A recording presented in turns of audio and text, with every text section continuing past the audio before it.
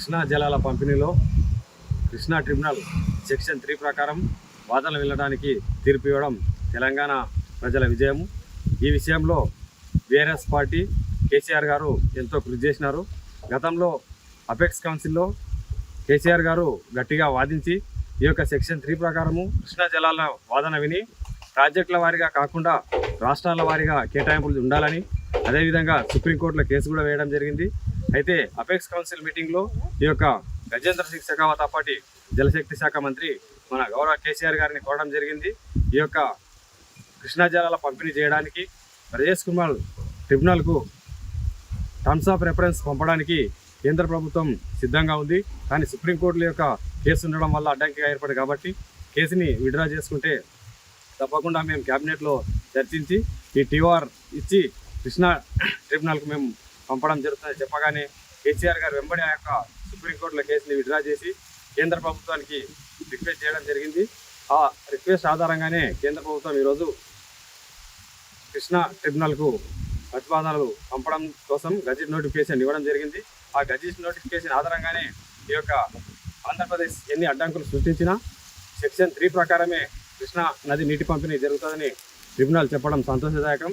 అయితే గతంలో ఆంధ్రప్రదేశ్ పునర్విభజన చట్టం ప్రకారం సెక్షన్ 89 ప్రకారము ప్రాజెక్టుల వారీగా నీటి కేటాయింపులు జరగాలని అప్పుడు పేర్కొనడం జరిగింది.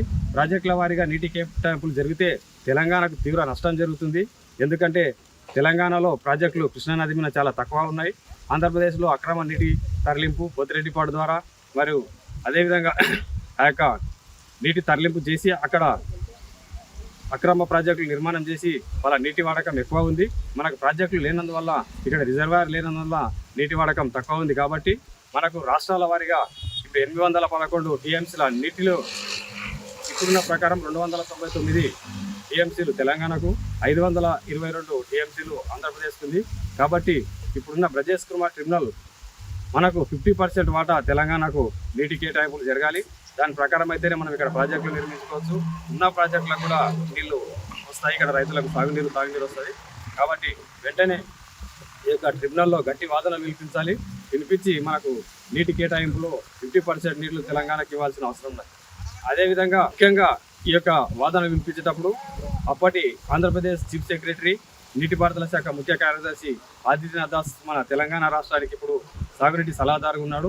గతంలో పోతిరెడ్డిపాడు విస్తరణ ప్రాజెక్టుని అక్రమంగా నిర్వహించి ఆ యొక్క ప్రాజెక్టు పూర్తి చేయడానికి ఎంతో కృషి చేసినాడు. ఆయనని గ్రీన్ ట్రిబ్యునల్ ఆర్డర్స్ను పక్కన పెట్టి అక్రమంగా ప్రాజెక్టు స్టార్ట్ చేస్తే గ్రీన్ ట్రిబ్యునల్ హెచ్చరించి జైలు కూడా పంపుతామని హెచ్చరించడం జరిగింది.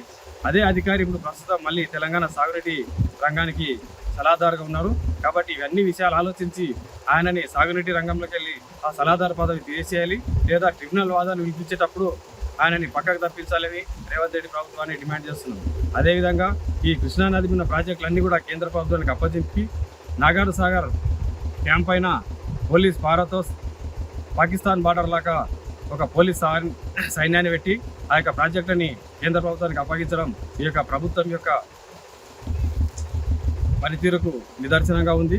ఈ యొక్క ప్రభుత్వం ఇలాంటి పనులు చేయడం వల్ల తెలంగాణ సాగునీటి హక్కులని కాలరాస్తుంది. కాబట్టి వెంటనే ఈ యొక్క కృష్ణా ట్రిబ్యునల్ అనేది సెక్షన్ 3 ప్రకారం విచారించి తెలంగాణకు 50% నీళ్ళని కృష్ణా జలాల్లో ఇవ్వాల్సిన అవసరం ఉన్నది. ఈ విషయంలో బీఆర్ఎస్ పార్టీ కేసీఆర్ గారి కృషి మరవలేనిది అని ఈ సందర్భంగా తెలియజేస్తుంది.